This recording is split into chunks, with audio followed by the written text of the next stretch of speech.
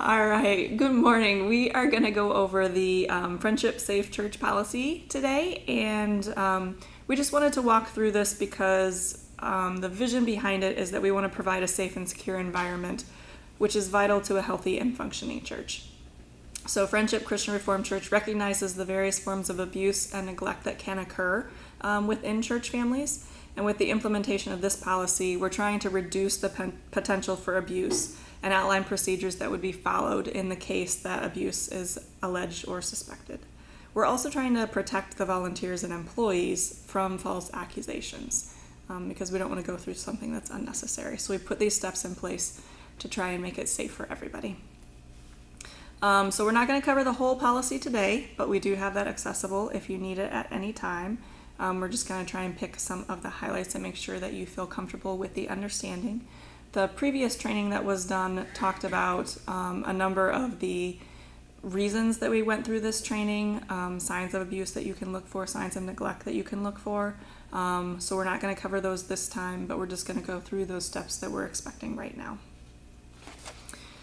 This policy was just reviewed this summer, and there were some updates made, so that's why we want to make sure that we get those in your hands. And again, the vision for our church is that we want outreach and evangelism programs which involve children as well as adults. So members of our church should be engaged in being and making disciples. And so whether these are inside or outside of our church membership, we want the opportunity to speak truth into their lives. But we want to do it in a safe way where people don't feel intimidated by things that are happening. And so we put a couple of things in place, especially if you're working across different faiths or different cultures, in a situation where a child might make a direct inquiry. Because we believe that Christian training of children of non-Christian parents is not exploitative or unethical, we just want to make sure that we have the permission of the parents to do something like that. We don't want to be training a child in a way that they would feel uncomfortable with because we respect the value of the family and the importance that is into their life. So we do want to make sure that we're not undermining any parental connection in that case.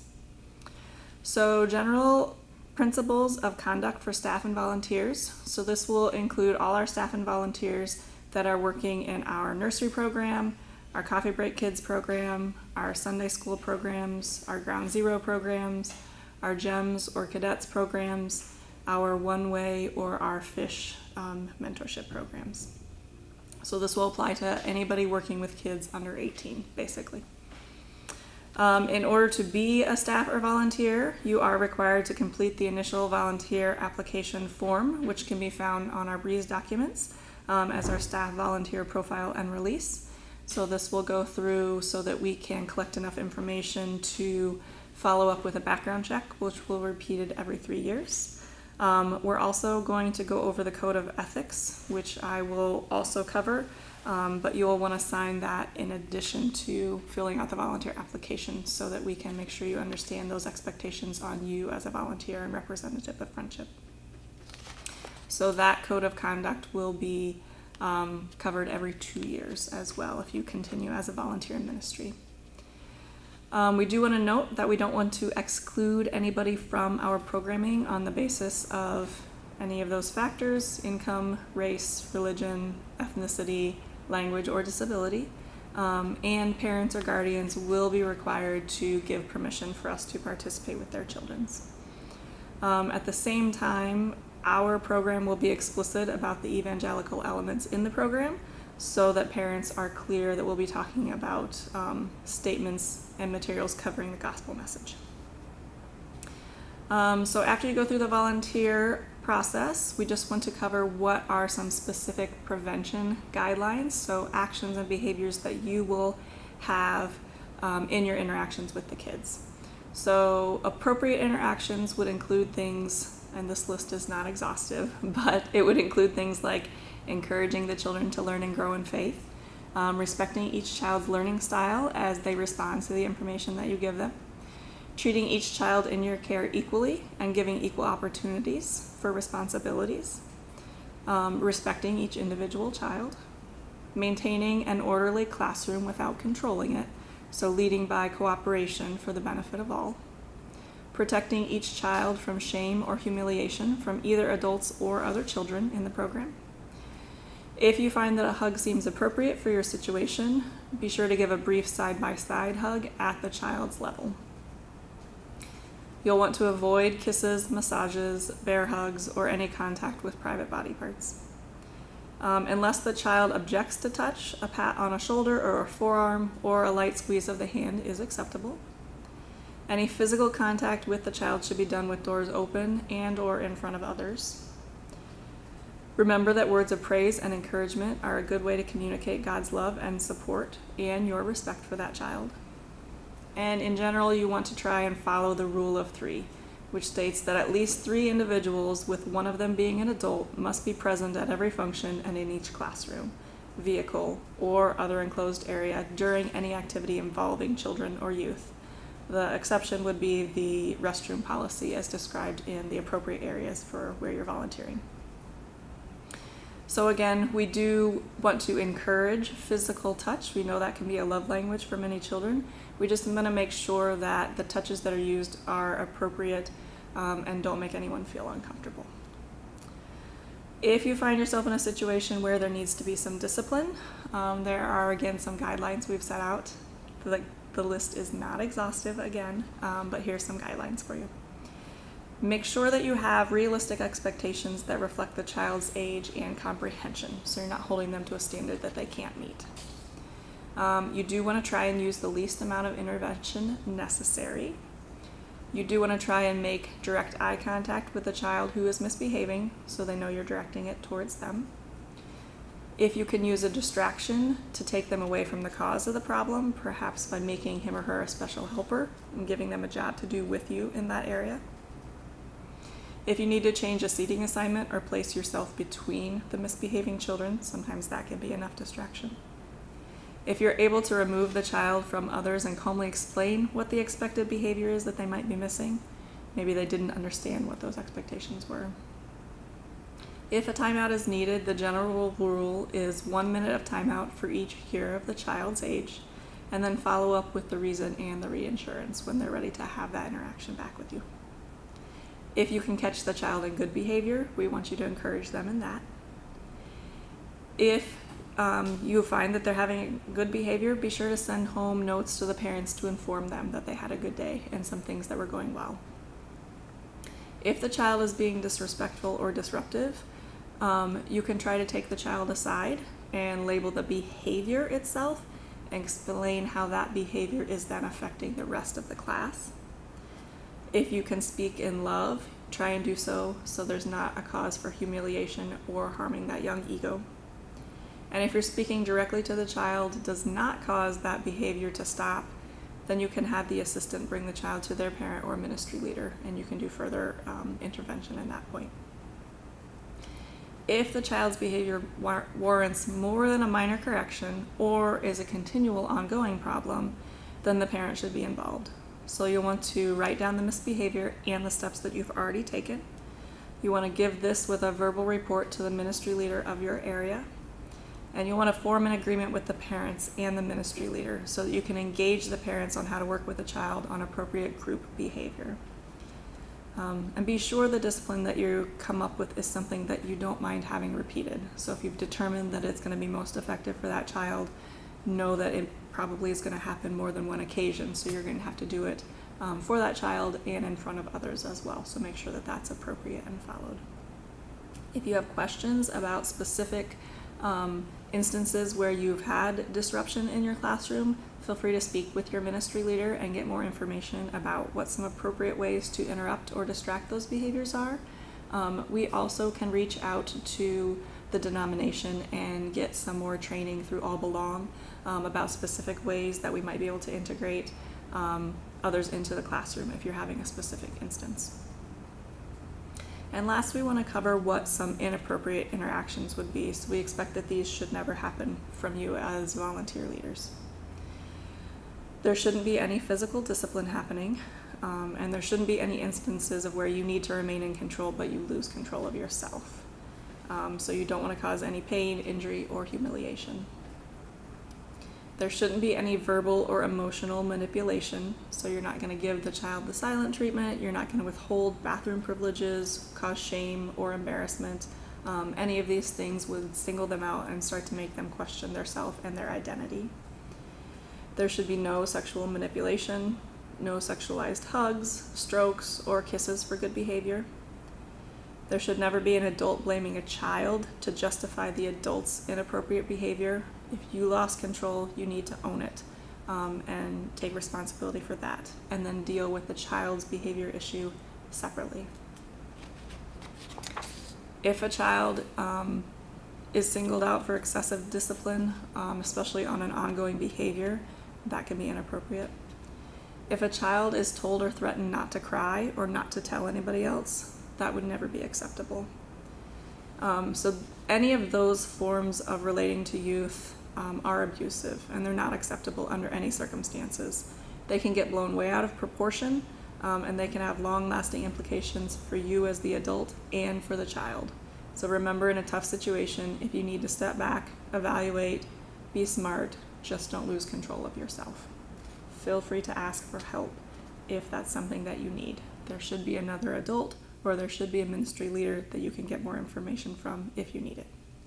All right, so we are going to go through some expectations for youth programs to make sure that parents are informed of things that are happening through events and or transportation. So anytime there's a scheduled event in that program, parents should be notified of any event that's being held other than the normal meeting area. And that would include the date, the time, what transportation arrangements are being made, and the cell phone leader of the event, so that they can get a hold of and get information about their child should it be needed at some point. There will need to be permission slips for any off-church grounds event that are signed by the parent and guardian, and will be collected from the youth before that youth is allowed to participate. Usually with cadets and GEMS, there should be one annual permission slip that should be considered valid for the entirety of that ministry year that you're going to be going through.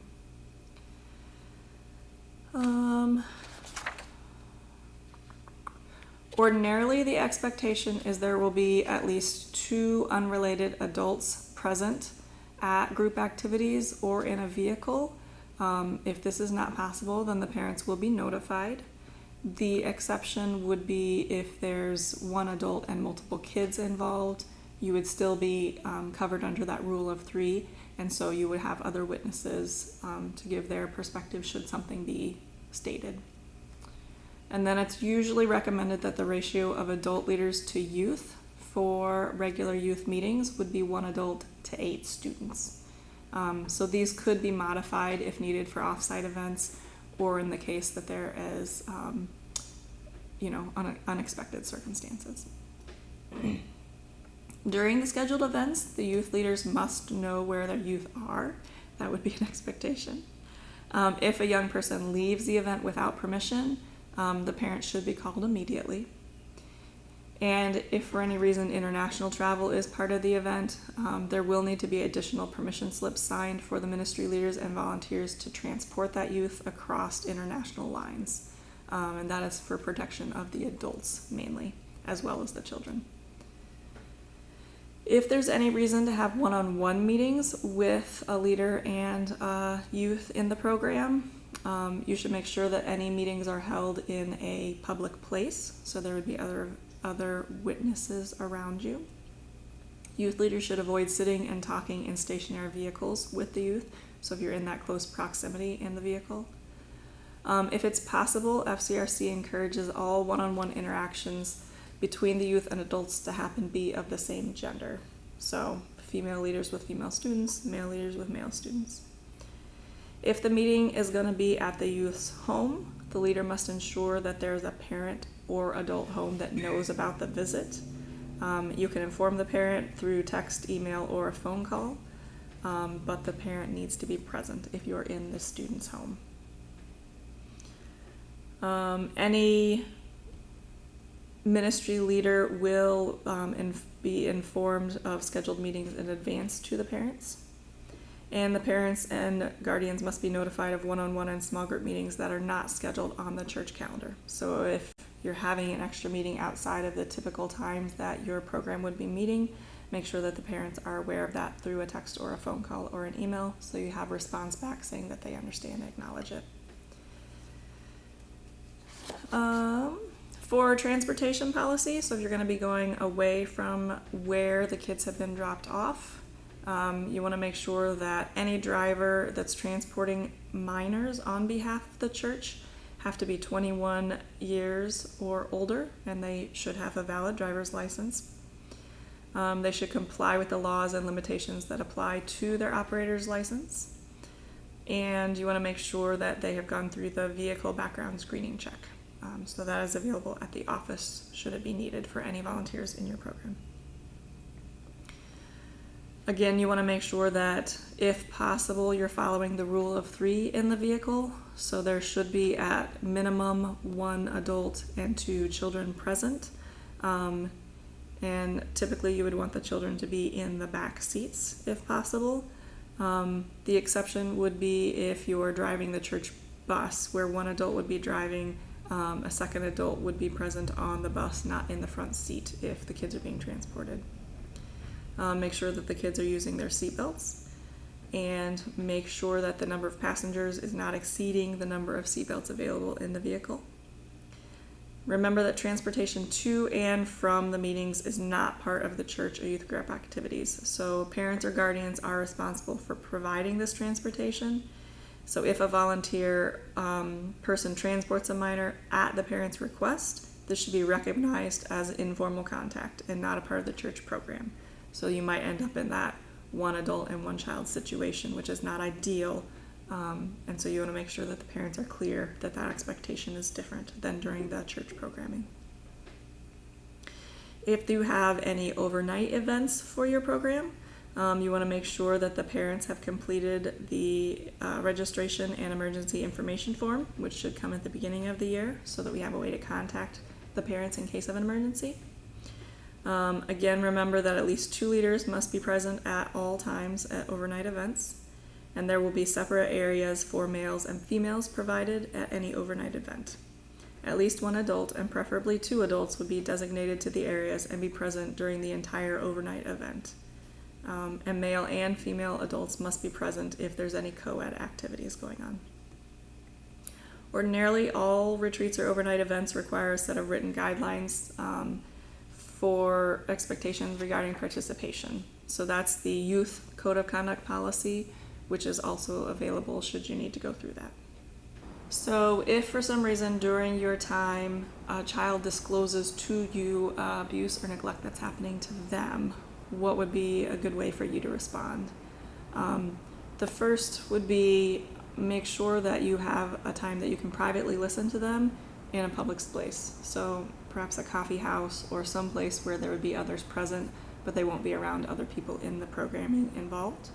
Make sure that you listen carefully to what's said and give them a supportive, non-judgmental response back. So disclosing abuse can be a very scary thing, and they need to know that they're feeling supported in that situation. Try not to feel or appear frightened or disgusted by the disclosure things that are being said, since this might cause the person to think that you're upset with them, and then they would stop talking. If you can ask leading questions like, can you tell me more? Or is there anything more you need to add to that?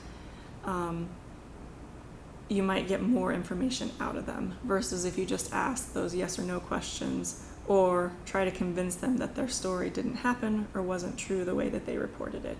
You want them to feel free to express those events in the way that they remember them and they happened, if at all possible.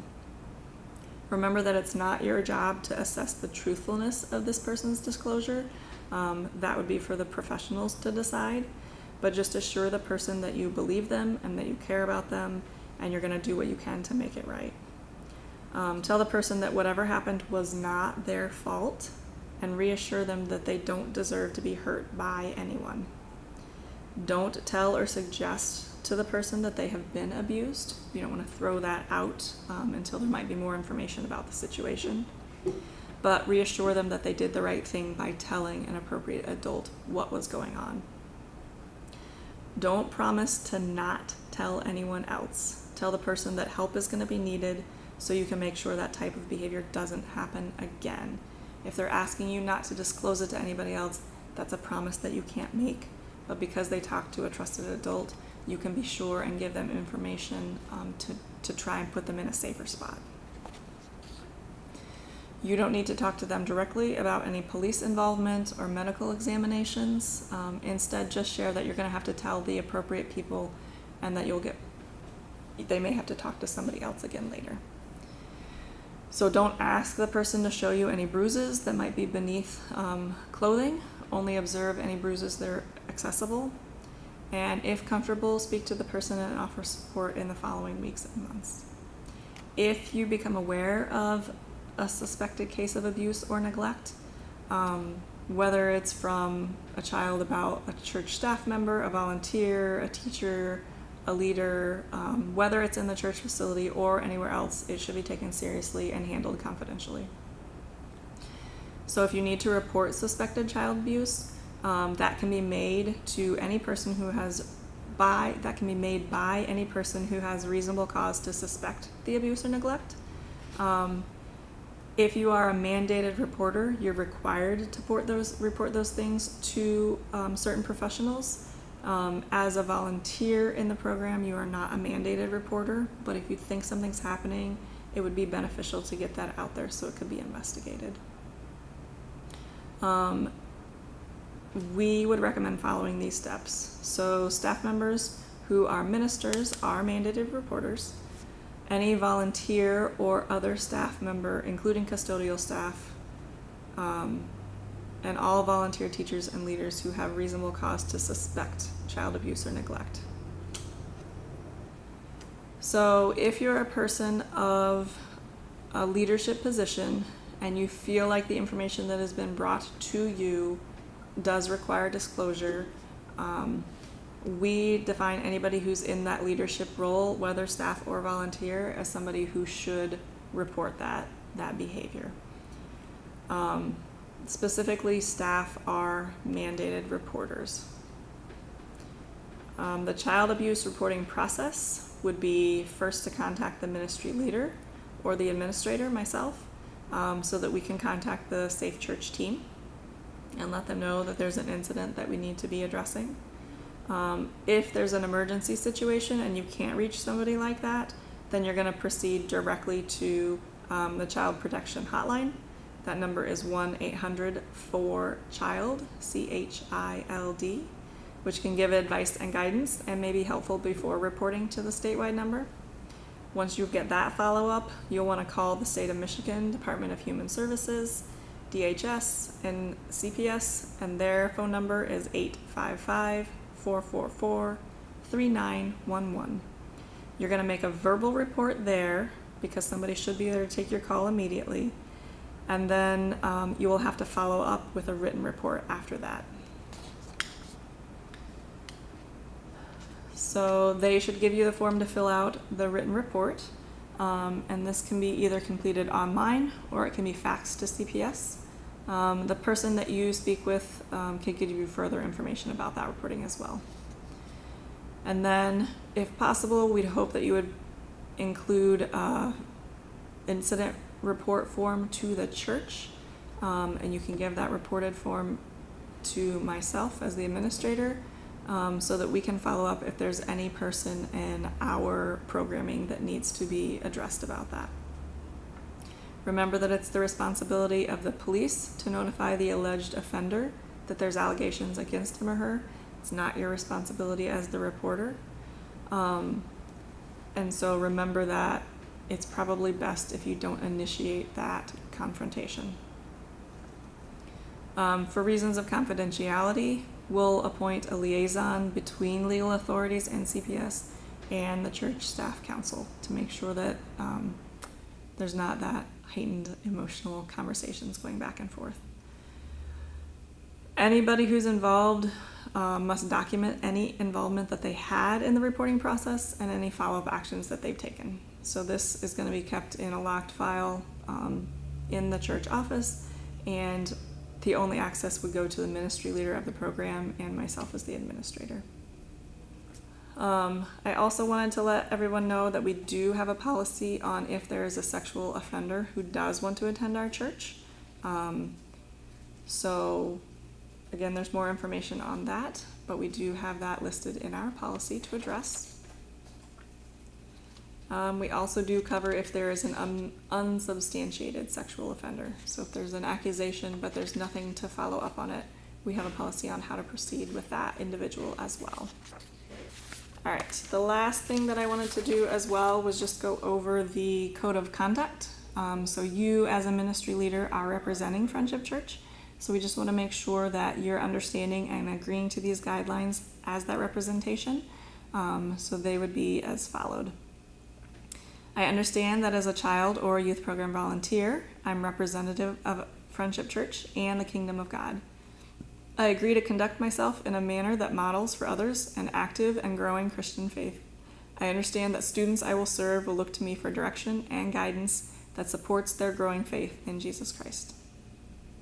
Believing that God is calling me to serve with children or youth at Friendship Christian Reformed Church, my first priority is supervising or volunteering with children or youth will be to seek their spiritual, psychological, and social welfare.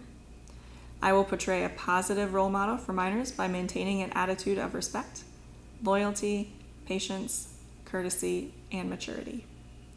I will respect each child or youth's cultural, religious, or ethnic backgrounds. I will answer a child or youth's questions openly and honestly. I will not intentionally harm or betray a child or a youth's trust. I will not use alcohol, illegal drugs, or tobacco products in the presence of minors involved in friendship programs. I'll dress in a manner that's respectful of the ministry and the kingdom of God.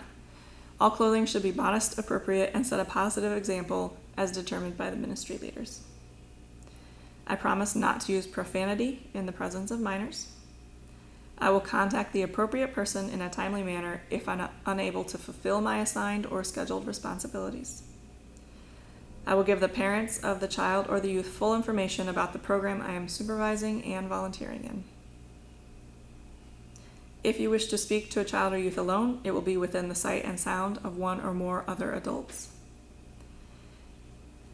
And I will work with the children or youth to set guidelines for acceptable behavior within the group. I will expect children or youth to act based on those guidelines, and if necessary, I will seek help from the parents and others to assist me in responding to the child. I will pray for the children or youth regularly to assure them that I care about them. And I will follow the policies and procedures in our SafeChurch policy. If I have reasonable cause to suspect child abuse or neglect, I will report my suspicions to the lead pastor within 24 hours of the incident. I understand that learning the principles in the Bible and growing more like Jesus is important to my spiritual, emotional, and relational growth as a Christian. So I understand the best way to achieve this growth is through regular attendance at church and personal Bible study. I understand that any violation of this code could be grounds for removal as a volunteer with minors, and that this policy is subject to change at any time. So when you're agreeing to this code of ethics, it will be in place for 2 years, and then we will contact you if it needs to be renewed. But we just ask that you maintain these behaviors to show your respect and hopefully create it in those children as well. We want to have a fun and exciting ministry experience for those youth, so we encourage you to laugh and enjoy time with them, but just we want to remember how to be respectful and to maintain that teaching them those respectful behaviors as well.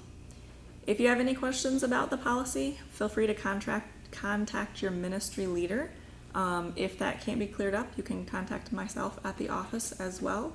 And if you have any questions about the policy itself or need to see more of that information, please feel free to get a hold of me at the office by email or phone. If you need access to the church for your ministry program through door access, I am also the person that you'll want to contact, and make sure that you have that key fob set up so that you can get into the doors. And if you have any other questions, I'm happy to answer them at any time. Thank you guys so much.